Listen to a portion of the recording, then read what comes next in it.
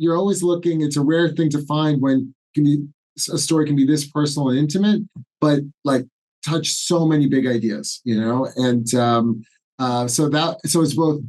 It was awe-inspiring and then intimidating because you have to figure out how the hell to make it at that point. How you doing today? Pleasure to meet you, Grant. I love Pleasure your to meet you as backdrop. well.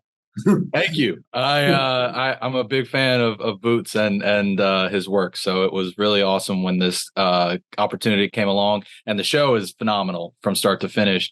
And I'm curious, when you first saw what he was doing with this world, what were your first reactions for this? Yeah, I mean, he pitched the show. We made a development deal after Sorry to Bother You, and so when he pitched the show, it was kind of dazzling from the jump, because it was immediately this blend of something deeply emotional and personal.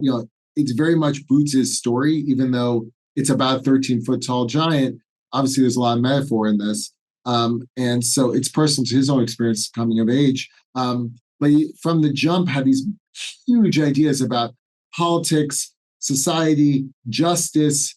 What does it mean to be not just Black in America, but specifically, actually, what does it mean to be a young Black man, and how you're viewed as you enter the scene, and then these broader ideas around, just how the whole thing should be organized, how we should live, who we are as human beings, what we're meant to do here. So you're always looking. It's a rare thing to find when a story can be this personal and intimate, but like touch so many big ideas. And so it's both.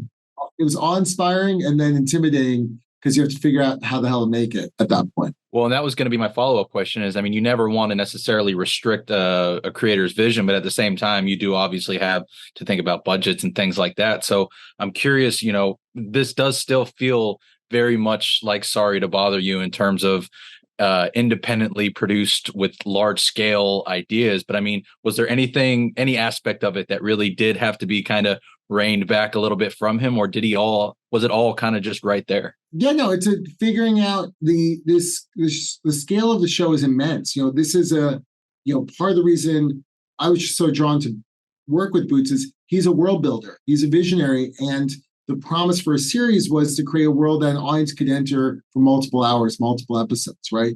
And you can go down different curly cues and you're completely in it. So yeah, for sure. It was a process, both writing it, the tests of how to film it. There were things we could pull off. There were things we couldn't. So maybe those ideas will come back later.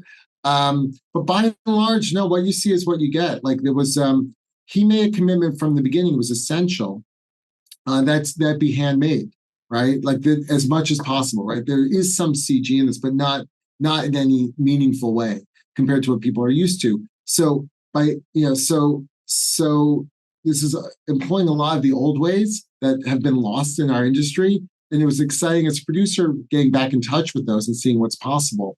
And by making it that way, it both makes it real to the audience, it makes it real to the actors. There's a different texture the whole piece has, right? So it's not an artificial world. Even though the ideas are fantastical, the rendering is kind of true in that, if that makes sense. And I think in a kind of deep, heady way, Boots is making a fantastic, it's a true story of, in a fantastical style, but it's not there's nothing artificial about it.